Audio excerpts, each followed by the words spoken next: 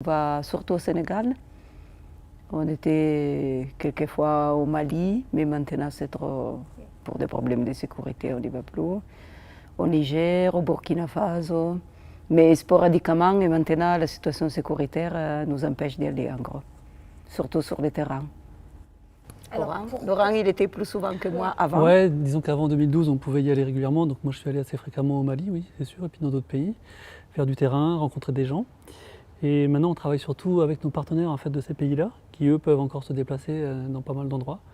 Donc on a des partenaires académiques dans les grandes universités en fait, africaines. Les volumes d'eau dans les petits réservoirs, dans les petits lacs, petits barrages. Et on veut juste savoir, déjà la première question, c'est combien d'eau il y a. Première. Ce qu'il faut savoir, c'est que les gens se focalisent beaucoup sur des choses comme le lac Tchad, qui sont très emblématiques, qui font les titres des journaux. En fait, pour les gens qui habitent là-bas, surtout en zone rurale, ce qui est important, c'est la mare qui est à côté de chez eux.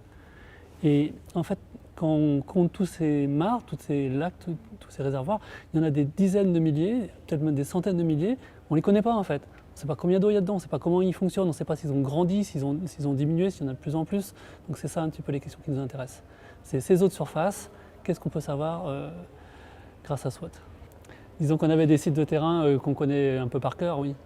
Donc, il y a un site qui s'appelle Agoufou au Mali, où on a fait toutes les mesures possibles et imaginables.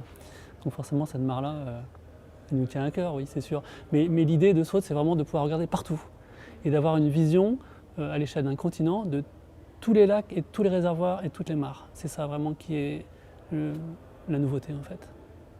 Donc d'abord, on veut savoir combien d'eau est contenue dans ces réservoirs, au moins combien sont les changements saisonniers, parce qu'on n'aura pas tous les volumes avec SWOT. Et après, on veut savoir un peu plus aussi comment ça marche, par exemple, comment les volumes changent dans le temps, quels sont les prélèvements anthropiques, est-ce qu'ils sont utilisés ou pas, est-ce qu'il y a des échanges avec les eaux souterraines, est-ce que ça se remplit, ça se vide, et tout ça, on ne sait pas.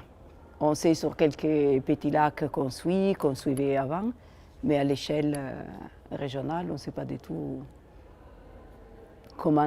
pourquoi et comment ils changent ces volumes. Au Sahel, il y a eu des sécheresses terribles dans les années 70 et 80. Vraiment les plus grosses sécheresses qu'on a connues sur la Terre au siècle dernier. Et donc il y avait moins de précipitations. Et après ça, il y a eu plus de lacs et plus de mares en fait. C'est-à-dire que les sécheresses ont eu un effet paradoxal de multiplier le nombre de mares, le nombre de lacs et la taille en fait, de ces surfaces en eau. Donc ça, c'est ce qu'on appelle le paradoxe sahélien, c'est les histoires sur lesquelles on travaille, on veut savoir pourquoi, comment, et est-ce que ça va durer, et voilà, ce genre de questions qu'on aborde en fait. C'est pas ce qu'on a forcément en tête, mais voilà, c'est ce qu'on observe. Et ce n'est pas des choses très simples, parce que ça ne varie pas avec les précipitations d'une façon linéaire. Il n'y a pas plus d'eau qui tombe et donc plus d'eau dans les lacs. Et des fois, c'est contre-intuitif. Donc pour l'instant, on suit les surfaces avec tous les capteurs résistants, mais on n'a pas de mesure de volume. Et donc, on n'a pas de quantification vraiment de la quantité d'eau qui est nécessaire pour avoir un peu plus d'informations sur les processus. Les questions qu'on se pose, tout ça, ça évolue avec la technique, avec les mesures. Et pour nous, SWOT, c'est une opportunité vraiment intéressante. Ça va permettre d'apprendre des choses nouvelles. Mais ça se passe un petit peu sur la durée, les missions ça se prépare longtemps à l'avance.